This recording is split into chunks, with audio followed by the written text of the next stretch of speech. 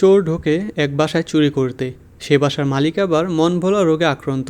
কিছুই মনে থাকে না, সে চোরকে নিজের ছেলে মনে করে। চোরও টাকার লোভে ছেলে হবার অভিনয় করতে থাকে। তারপর শুরু হয় তাদের জার্নি। ঘটে একের পর এক খুন। কে করছে খুন? সে কি আসলেই সব ভুলে যায়, নাকি এর পিছনে লুকিয়ে আছে ভয়ঙ্কর কিছু? জানতে হলে দেখতে হবে পুরো ভিডিও। হ্যালো গাইস, আজকের মুভি মারিসান। তাহলে চলুন কথা না বাড়িয়ে শুরু করা যাক আজকের মুভি এক্সপ্লেনেশন।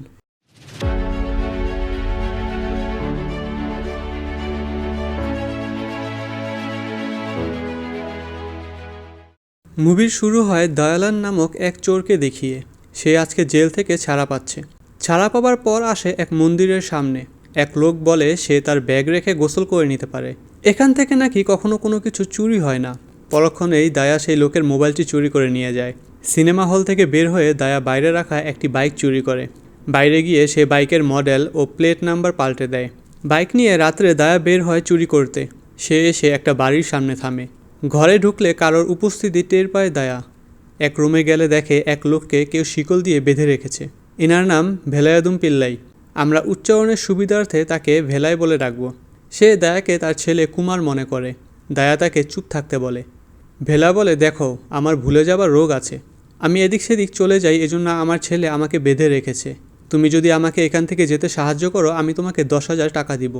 দায়া রাজি না হলে ভেলা 25,000-এর কথা বলে যে এর চেয়ে বেশি একদিনে বের করতে পারবো না এটিএম থেকে।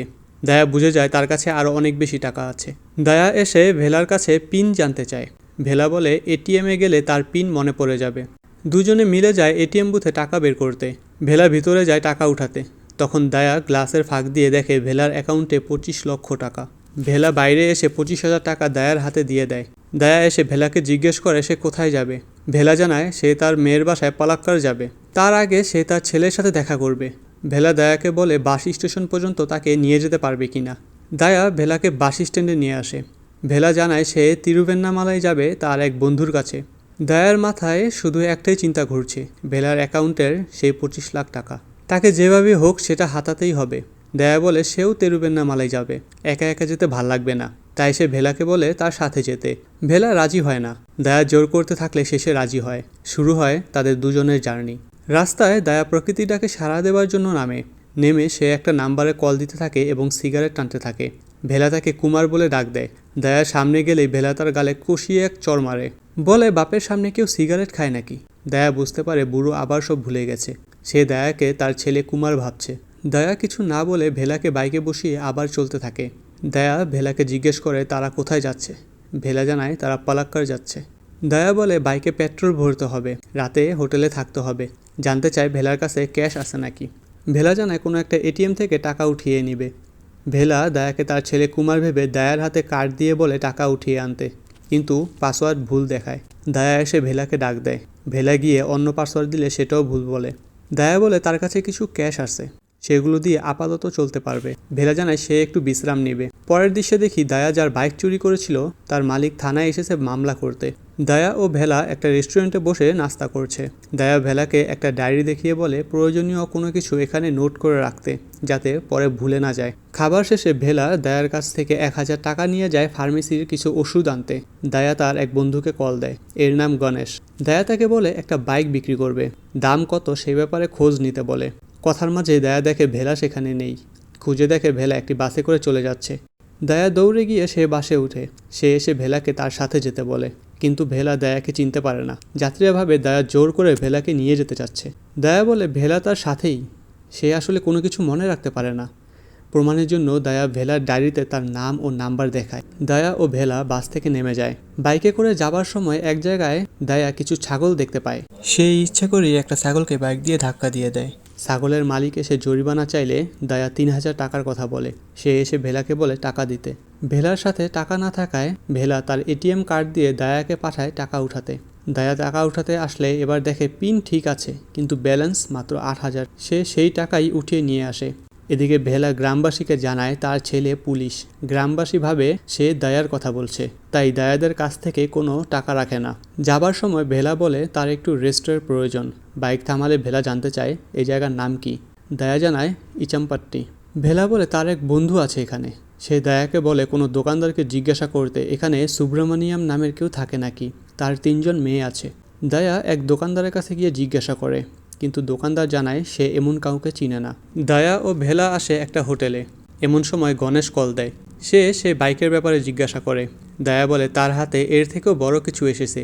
সে গণেশকে ভেলা ও তার ব্যাংকে রাখা 25 লাখ টাকার কথা বলে। দায়া গণেশকে বলে সে এটিএম কার্ডের ছবি পাঠাবে। গণেশ যেন সেই কার্ড দুইটার কপি বানিয়ে দায়াকে দেয়। এর মাঝে সেই পিন নাম্বার বের করে নিবে। দায়া রুমে চলে আসে। দুইজন একসাথে কিছুটা লাল পানি মেরে দায়া ঘুমিয়ে পড়ে। পরের দিন দায়া ও ভেলা আসে রেস্টুরেন্টে খেতে। দায়া একজনকে ডাক দেয় কিছুটা সাম্বার দিতে। তখন দায়া চালাকি করে কিছুটা ভেলার প্যান্টের উপর ফেলে দেয়। ভেলা ওয়াশরুমে যায় জামা পরিষ্কারের জন্য। ভেলা উঠে গেলে এই ফাঁকে দায়া ভেলার ব্যাগ থেকে সেই এটিএম কার্ড দুইটার বের করে ছবি তুলে গণেশকে পাঠিয়ে দেয়। কিছুক্ষণ পর গণেশ কল দিয়ে জানায় ডুপ্লিকেট কার্ড রেডি হয়ে গেছে। সে কোয়েম্বেটোর নামক জায়গায় দায়াকে আসতে বলে কার্ড নিতে। দায়া তখন তিরুভেন্নামালাইয়ের রাস্তায় না গিয়ে অন্য রাস্তায় বাইক চালাতে থাকে। ভেলা জিজ্ঞাসা করে তারা অন্য রাস্তায় যাচ্ছে নাকি। দায়া বলে তারা পালাক্কার যাচ্ছে। তারা তো গতকালকেই তিরুভেন্নামালায় গিয়েছিল। সেখানে তারা ভেলার বন্ধুর সাথেও দেখা করেছে। ভেলা এবার ব্যাগে হাত দিয়ে বলে যে টাকা কোথায় তাহলে। দায়া টাকার ব্যাপারে জানতে চাইলে ভেলা বলে তার স্ত্রীর ভাই চারির জন্যই তারা তিরুভেন্নামালায় যাচ্ছিল। চারি তাকে 25 লাখ টাকা দিবে। এবার দায়া দেখে ক্যাশ 25 লাখ ও ব্যাংকের 25 লাখ, টোটাল 50 লাখ টাকা। দায়া এবার বলে তারা আসলে তিরুভেন্নামালায় গিয়েছিল বলেনি, সে বলেছে তিরুভেন্নামালায় যাচ্ছে। দায়া আসে তার বাইক রিপেয়ার করতে। গণেশ কল দিয়ে বলে সে কার্ড তার লোক দিয়ে পাঠিয়ে দিয়েছে।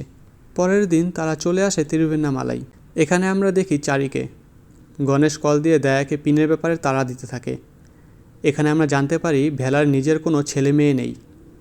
সে আসলে চারির ছেলে মেয়েকে দত্তক নিয়েছে। খাবার খাওয়ার সময় চারি দায়ার ব্যাপারে জানতে চাইলে ভেলা বলে সে সিকিউরিটি গার্ডের কাজ করে। চারি উঠে গেলে দায়া ভেলাকে বলে সে 25 লাখের ব্যাপারে যেন ভুলে না যায়। ভেলা বলে চারি তো সেই টাকা 1 সপ্তাহ আগেই তার ব্যাংকে পাঠিয়ে দিয়েছে, সেই ভুলে গেছে। দায়া থ খেয়ে যায়। দায়া ও ভেলা রেস্ট নেবার জন্য একটা মন্দিরে আসে। ভেলা বলে তার এক বন্ধুর কাছে সে মাপ চাইতে চায়, কিন্তু কোনো যোগাযোগ নেই। সে দায়াকে বলে কোনোভাবে নাম্বারটা দায়া এনে দিতে পারবে নাকি। দায়া রাজি হয়। দায়া একটা মার্কেটে আসে। এসে একটা মেয়েকে বলে সে সেখানকার মালিকের নাম্বারটা দিতে পারবে নাকি, কিন্তু পরিচিত না হওয়ায় মেয়েটা নাম্বার দিতে রাজি হয় না। দায়া এবার ড্রেস আপ চেঞ্জ করে কিছুটা ভিআইপি লুক নেয়। একজনের কাছে জানতে পারে মালিক শ্রীধার এক বিয়ের অনুষ্ঠানে গেছে। এবার আরেকজনের কাছে সে মোবাইলটা কানে নিয়ে এমন একটা ভাব নেয় যে সে মালিকের সাথে কথা বলছে। দায়া ওই লোককে বলে তার মোবাইলের নেট পাচ্ছে না, সে নাকি শ্রীধারের বন্ধু। দায়া সেই লোককে বলে তার মোবাইল থেকে কল দিতে। এই ফাঁকে দায়া নাম্বারটা দেখে নেয়। দায়া এসে ভেলাকে সেই নাম্বার দিয়ে দেয়। পরের দিন সকালে দায়া তার বাইকের চাবি খোঁজে। ভেলা এসে বলে হয়তো সে ভুলে বাইকে রেখে আসছে। দায়া বলে কোনো চান্সই নেই, কিন্তু ভেলা বলে গিয়ে চেক করতে। দায়া গিয়ে দেখে বাইকের মধ্যেই চাবি লাগানো। পরের দৃশ্যে দেখি পুলিশ একটা খুনের মামলার তদন্ত করছে। এটা সেই বাড়ি যেখানে দায়া চুরি করতে এসে ভেলার সাথে পরিচয় হয়েছিল। পুলিশ জানতে পারে যেই বাইক দিয়ে কিলার এসেছিল সেটি সেই চুরি হওয়া বাইক। আচ্ছা, এখন থেকে খুনের যত ইনফরমেশন আছে সবগুলো চেষ্টা করবেন মনে রাখতে, তাহলে পরে কাহিনী বুঝতে সুবিধা হবে। এনার নাম ফরিদা বেগম। এক অফিসার তাকে কল দিয়ে জানায় ভিকটিমের মোবাইলে খুন হবার 40 মিনিট আগে একই আইএমইআই নাম্বার থেকে আরও 2টা কল হয়েছে। চেক করে জানা যায় নাম্বার ইচাম্পাট্টির শ্রীনিবাসনের। কিছু মনে পড়ে? ইচাম্পাট্টি গিয়ে দায়া দোকানদারের কাছে যার ব্যাপারে জিজ্ঞাসা করেছিল, জানা যায় তাকেও কেউ খুন করেছে। একই নাম্বার থেকে গতকাল রাত্রেও নাকি শ্রীধার নামের কাউকে কল করা হয়েছে, সেও নাকি মিসিং। চিনেছেন শ্রীধারকে, যার নাম্বার দায়া ভেলাকে এনে দিয়েছিল? দেখি পুলিশ শ্রীধারের বডি খুঁজে পেয়েছে। দায়া ও ভেলা আসে গণেশের কাছে। দেখি লাল পানির মধ্যে ভেলা কিছু একটা মেশায়, ওষুধ মেশানো ড্রিঙ্কস সে দায়া ও গণেশকে দেয়। ভেলা এবার সিভা সেলভাম নামের একজনকে কল দেয়।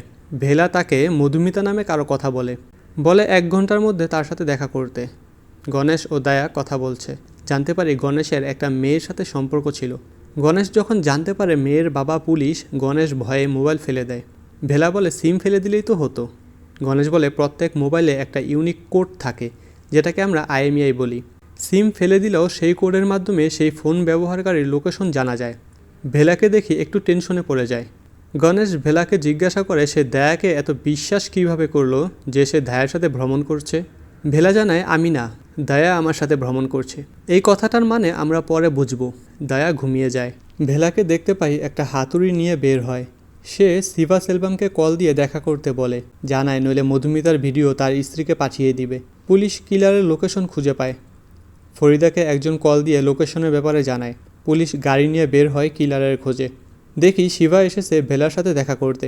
এখানে ভেলা ও শিবার মাঝে হাতাহাতি হয়। শিবা ভেলার হাতে ছুরি দিয়ে আঘাত করে। একসময় ভেলা শিবাকে অজ্ঞান করে খুঁটির সাথে বেঁধে রাখে। ভেলা তাকে কোনো একটা ঘটনার কথা জানায়। বুঝতে পারি 2 বছর আগের ঘটনা এটি। শিবা সেই ঘটনার জন্য মাফ চাইতে থাকে। ভেলা মধুমিতার মাকে কল দেয়, বলে সে যদি শিবাকে ভুলে যায় ভেলা তাকে ছেড়ে দিবে। এই মধুমিতার ঘটনা আমরা পরে জানতে পারবো। কল রিসিভ হলে শিবা তার পরিচয় দেয়। মধুমিতার মা কল রেখে দেয়। জানা যায় সেই ঘটনায় শিবার সাথে আরও একজন ছিল, নাম আরুণ। ভেলা আরুণের ব্যাপারে কিছু তথ্য জানতে চায় শিবার কাছে। শিবার মোবাইলে ফরিদা কল দেয়, জানায় সে পুলিশকে কল দেয়নি। ভেলা তার সাথে আনা হাতুড়ি দিয়ে শিবাকে আঘাত করে তাকে মেরে ফেলে। পুলিশ আসে ঘটনাস্থলে। ভেলা ততক্ষণে পালিয়ে গেছে। পরের দিন সকালে এক লোক এসে গণেশকে জানায় ভেলা রাস্তায় পড়ে আছে। দয়া ও গণেশ এসে দেখে ভেলা রাস্তায় পড়ে আছে। আঘাতের ব্যাপারে জিজ্ঞাসা করলে বলে সে সকালে হাঁটতে বের হয়, তখন এক ছিনতাইকারী এসে ছুরি দিয়ে আঘাত করে ও মোবাইল নিয়ে যায়। ভেলাকে তারা বাসায় নিয়ে আসে। আমরা দেখি পুলিশ বাইকে তদন্ত করতে করতে সেই দোকানদারের কাছে চলে এসেছে। সে বাইকটি চিনলে পুলিশ তাকে সাথে নিয়ে যায় বাইকের চোর মানে দয়ার স্কেচ বানানোর জন্য। ফরিদা আসে মধুমিতার বাড়িতে। ইনি মধুমিতার মা। এখানে আমরা মধুমিতার ঘটনা সম্পর্কে জানতে পারি। মধুমিতার মা জানায় শিবা সেলভাম হচ্ছে মধুমিতার ক্লাস টিচার। সে মধুমিতার পার্সোনাল ভিডিও বানিয়েছিল, তারপর সেটা অনলাইনে ছেড়ে দেবার হুমকি দেয়। শিবা তাকে অন্য ছেলেদের সাথেও সময় কাটাতে বলতো, এমনকি মধুকে বলতো সে যেন তার সাথে কোনো বান্ধবীকেও নিয়ে যায়। মধু একবার তার বান্ধবী ধানিয়াকে নিয়ে গিয়েছিল। তারপর থেকেই নাকি ধানিয়া নিখোঁজ। পুলিশ আসে মধুমিতার বাসায় তদন্ত করতে। এরপরই মধুমিতা তার মাকে সব বলে দেয়। ছবির দিকে তাকালে বুঝতে পারি মধুমিতা মারা গেছে। মধুমিতার মা জানায় এক চাইল্ড সাইকোলজিস্ট নাকি মধুমিতার কেস নিয়ে তাকে সাহায্য করছিল। সে একটা চিঠি এনে ফরিদার হাতে দেয়। চিঠি পড়ে ফরিদা আরুণের ব্যাপারে মধুমিতার মাকে জিজ্ঞাসা করে। মধুমিতার মা জানায় সে তাকে চিনে না। দয়া ভেলাকে নিয়ে তাদের বাসায় আসে।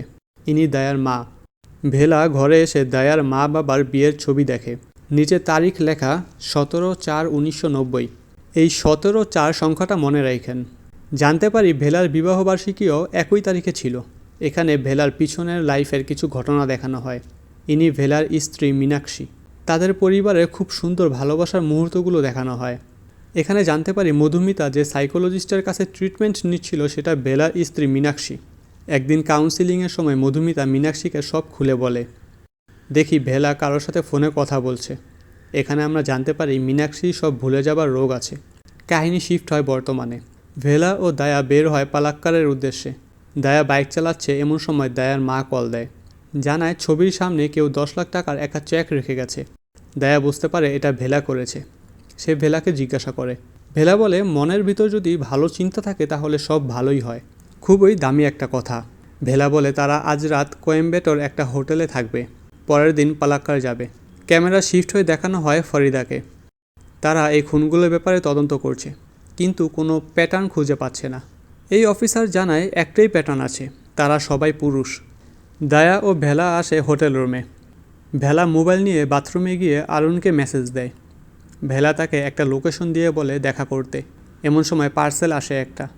দয়া টাকা দেওয়ার জন্য ভেলার মানিব্যাগ নিলে অনেকগুলো সিম কার্ড দেখতে পায় সেখানে। দয়ার মনে পড়ে ভেলা একবার বলেছিল মোবাইল না ফেলে সিম ফেললেই তো হয়। দয়া বুঝতে পারে কিছু একটা চলছে। ভেলা বের হলে দয়া যায় ফ্রেশ হতে। এদিকে দেখি সেই দোকানদারের দেয়া তথ্য অনুযায়ী পুলিশ দয়ার স্কেচ বানিয়ে ফেলেছে। দয়া ওয়াশরুম থেকে বের হয়ে দুজনে মিলে কিছুটা লাল পানি পান করে। এরপর মোবাইল নিয়ে দয়া বাইরে যায়। বাইরে গিয়ে মোবাইলের ভিডিও প্লে করে। আসলে দয়া যখন ফ্রেশ হতে গিয়েছিল তখন মোবাইলের ক্যামেরা চালু রেখে গিয়েছিল। দয়া দেখে সে যেই ড্রিঙ্কস পান করলো কিছুক্ষণ আগে, ভেলা সেটাই ঘুমের ওষুধ মিশিয়েছিল। দয়া নিচে গিয়ে জলদি করে বমি করে সব ফেলে দেয়। দয়া এবার সব মনে করতে থাকে। যতগুলো হোটেলে তারা থেকেছে কোনোটায় ভেলা সাইন বা তার আইডি কার্ড দিয়ে রেজিস্ট্রেশন করেনি। এমনকি বাইকে যে চাবি রেখেছিল সেটাও ভেলা ছিল। দয়া এবার সব প্ল্যান করে নেয় সে কী করবে। দয়া রুমে চলে আসে। রুমে আসলে ভেলা যায় গোসল করতে। দয়া ভেলার মোবাইল চেক করে দেখে সে আরুণ নামের কারোর সাথে কথা বলেছে। তার কাছে সে শিবা সেলভামের বন্ধু হিসেবে পরিচয় দেয়। বলে তার একটা মেয়ে লাগবে। লোকেশন দিয়ে বলেছে সেখানে এসে অ্যাডভান্সের টাকা নিয়ে যেতে। ভেলা গোসল করে বের হলে দয়া ঘুমের নাটক করে। ভেলা রেডি হয়ে বের হয়ে যায়। দয়া উঠে ভেলার পিছু নিতে থাকে। ভেলা একটা লোকেশনে এসে কারোর জন্য অপেক্ষা করতে থাকে। দয়া একটু দূরে লুকিয়ে সব দেখতে থাকে। একটা গাড়ি আসে। ভেলা ভাবে এটা হয়তো আরুণের গাড়ি, কিন্তু গাড়ি না থেমে চলে যায়। ভেলা কিছুক্ষণ অপেক্ষা করে একটা গাড়ি বুক করে সেখান থেকে চলে যায়। দয়া বাইকে করে ভেলার পিছু নিতে থাকে। তখন রাস্তায় টহলরত পুলিশ দয়াকে থামায়। দয়া দেখে ভেলা গাড়িতে করে হোটেলের দিকে যাচ্ছে। দয়া পুলিশকে বলে সে এমএলএ মানিমারানের গাড়ির ড্রাইভার। আগে থেকে সেভ করা নাম্বার মোবাইল থেকে দেখালে পুলিশ তাকে ছেড়ে দেয়। দয়া হোটেলে এসে দেখে লিফটে করে ভেলা রুমে চলে যাচ্ছে। দয়া লিফটের পাওয়ার অফ করে সিঁড়ি বেয়ে ভেলার আগে রুমে চলে যায়। ভেলা রুমে গিয়ে দেখে দয়া ঘুমাচ্ছে। দয়াও এমন একটা নাটক করে যে সে এতক্ষণ ধরে রুমেই ছিল। ভেলা ছাদে এসে কিছু চিন্তা করছে, তখন আমাদের আবারও ফ্ল্যাশব্যাকে নিয়ে যাওয়া হয়। মিনাকে নিয়ে ভেলা আদালতে এসেছে। উকিল মিনাকে একটা লোককে দেখিয়ে জিজ্ঞাসা করে সে তাকে চিনে নাকি। মিনা না জানায়। বুঝতে পারি মীনাক্ষী তার স্মৃতিশক্তি সম্পূর্ণভাবে ভুলে যাচ্ছে। একদিন মীনাক্ষী তার স্বামীকেই ভুলে যায়। সে তার স্বামীকে একটা ডায়েরি দিয়ে বলে মধুমিতার কেসের সাথে সংশ্লিষ্ট সবার ব্যাপারে সে সেই ডায়েরিতে লিখে রেখেছে। সে বলে তাদের সবাইকে শুধু গ্রেফতার করলেই হবে না, সেই জন্য সবাইকে মেরে ফেলে। ভেলা বাইরে এসে কান্না করতে থাকে। ভাইরে ভাই, অভিনয় দেখেছেন? অথচ এই লোকটাকে এতদিন দেখে এসেছি শুধু কমেডি অভিনয় করতে। পরের সিনে দেখি মীনাক্ষী তার এই পরিস্থিতি না মেনে নিতে পেরে আত্মহত্যা করেছে। আর এরপর থেকে ভেলা নেমে যায় তার স্ত্রীকে দেয়া প্রতিশ্রুতি রক্ষা করতে। মুভির শুরুতে দয়া যে জেল থেকে বের হয়, সেখানকার পুলিশ অফিসার দয়ার স্কেচ দেখে চিনতে পারে। পরের দৃশ্যে দেখি দয়াকে। ভেলা তাকে বলে সে দয়াকে কিছু বলতে চায়। এমন সময় গণেশ আসে সেখানে। দয়া ও গণেশ বের হয়। সে গণেশকে ভেলার সেই ড্রিঙ্কসে ওষুধ মেশানোর ভিডিওটা দেখায়। দয়া জানায় সে কখনোই ভেলাকে মাফ করবে না। গণেশ জানায় ভেলাকে সেজন্য তার ফার্ম হাউসে নিয়ে যায়। ভেলা আসলে ভেলাকে নিয়ে গণেশ তার ফার্ম হাউসের উদ্দেশ্যে বের হয়। দয়া জানায় সে তাদেরকে বাইকে ফলো করবে। এদিকে পুলিশ দয়াদের লোকেশন ট্রেস করে ফেলে। গাড়িতে ভেলা ও গণেশ কথা বলছে। এমন সময় ভেলার নজর পেছনের দিকে গেলে সে কিছু একটা দেখে। ভেলা মোবাইল বের করে আরুণের নাম্বার বের করে। প্রোফাইলে দেখি একটা পুতুলের ছবি। ভেলা মিলিয়ে দেখে ছবির পুতুলটা আরুণের গাড়ির পিছনের সিটে ঝুলছে। ভেলা বুঝতে পারে যে রাত্রে সে আরুণের সাথে দেখা করতে গিয়েছিল। সেখানে গণেশ এসেছিল। গণেশ ভেলাকে চিনতে পারে, তাই গাড়ি না থামিয়ে চলে গিয়েছিল। এর মানে গণেশই সেই আরুণ, যে ভেলার পরবর্তী ভিকটিম। ভেলাকে নিয়ে গণেশ তার ফার্ম হাউসে আসে। গণেশ গাড়ি থেকে নামলে ভেলা আরুণের মোবাইলে কল দেয়। দেখে সেই কল যায় গণেশের মোবাইলে। গণেশ আসে ভেলার কাছে। ভেলা তার কাছে মধুমিতার ব্যাপারে জিজ্ঞাসা করে। গণেশ মধুমিতাকে চিনতে পারে। সে মেয়েদের ব্যাপারে তার খারাপ চিন্তাভাবনার কথা ভেলাকে বলে। ভেলা জানতে চায় দায়া এসব জানে নাকি। গণেশ জানায় দায়া এসব জানে না। এরপরে শুরু হয় ভেলা ও গণেশের মধ্যে ফাইট। দায়াও ততক্ষণে সেখানে এসে পৌঁছায়। গণেশ ভেলার হাত ও মুখ বেঁধে ফেলে। গণেশ দয়াকে বলে তাকে মেরে ফেলতে, কিন্তু দয়া ভেলার হাত ও মুখ খুলে দেয়। গণেশ দায়াকে উস্কাতে থাকে ভেলাকে মারার জন্য। দায়া তার মোবাইল বের করে। এখানেই একটা টুইস্ট আসে আমাদের সামনে। এখানে আসার পর ভেলা দায়াকে কলে রেখেছিল। এরপর গণেশ ও ভেলার মাঝে যা যা কথা হয়েছে দয়া সবই শুনেছে। আর এখন দায়াও জানে গণেশই হচ্ছে আরুণ এবং তার পেশা কী। এবার গণেশ দায়ার উপর আক্রমণ করে তাকে মারার জন্য। দায়া উল্টো আক্রমণ করে গণেশের উপর। পুলিশ আসলে দেখে গণেশ মারা গেছে। ভেলার হাতে অস্ত্র। পুলিশ ভেলা ও দায়াকে গ্রেফতার করে। আদালতে ভেলা তার খুনের দায় স্বীকার করে। খুনের কারণ হিসাবে মধুমিতা, ধানিয়া তাদের সাথে হওয়া নৃশংস ঘটনার কথা বলে। দায়া নির্দোষ প্রমাণ হয়। ফ্ল্যাশব্যাকে দেখি গণেশকে আসলে ভেলা খুন করেনি, খুন করেছে দায়া। কিন্তু দায়াকে নির্দোষ রাখার জন্য পুলিশ ঘটনাস্থলে গেলে ভেলা হাতে অস্ত্র নিয়ে নেয়। গাড়িতে করে যাবার সময় দায়া ভেলাকে জিজ্ঞাসা করে 17/4 এটাই তার পিন নাম্বার, তাই না? মনে আছে ভেলা ও তার স্ত্রী বিবাহ বার্ষিকী 17 এপ্রিল? দায়া বলে সে ভেলাকে চুরি করতে গিয়ে যেই বাসায় দেখেছিল ওখানে সে কী করছিল। ভেলা বলে সেটা তার করা প্রথম মার্ডার ছিল। এরপরে দায়া আসে সেখানে। আর এখান থেকে শুরু হয়েছিল তাদের যাত্রা। মুভি মারিসান শেষ হয় ঠিক তখন যখন দর্শককে শুধু জটিল রহস্যের একটা খোলা প্রশ্নই নয়, বরং মানবতার ও ন্যায়বিচারের একটি গুণগত অনুভূতির বিকাশ দেখায়। দয়া ও ভেলার মধ্যে যে সম্পর্ক শুরু হয়েছিল লোভ ও ধোঁয়াশার ভিত্তিতে, শেষ পর্যন্ত সেটা হয়ে ওঠে বিশ্বাস ও আত্মত্যাগের প্রতীক। যাকে আমরা প্রথমে দুর্বল রূপে দেখি, তিনি আসলে একটি নীরব যুদ্ধ চালিয়ে যাচ্ছেন নিজের স্ত্রী মীনাক্ষীর স্মৃতি ও তাকে দেওয়া প্রতিশ্রুতি রক্ষা করতে। মারিসান আমাদের শেখায় যে সত্য সবসময় দেখতে পাওয়া যায় না, কখনো কখনো সেটি মুখোশের পেছনে থেকে যায়। বন্ধুরা, ভিডিওটি ভালো লাগলে অবশ্যই সাবস্ক্রাইব দিয়ে চ্যানেলের পাশে থাকুন, যাতে নিত্য নতুন কোনো ভিডিও মিস না যায়। দেখা হচ্ছে পরবর্তী কোনো ভিডিওতে। সে পর্যন্ত সবাই ভালো থাকুন।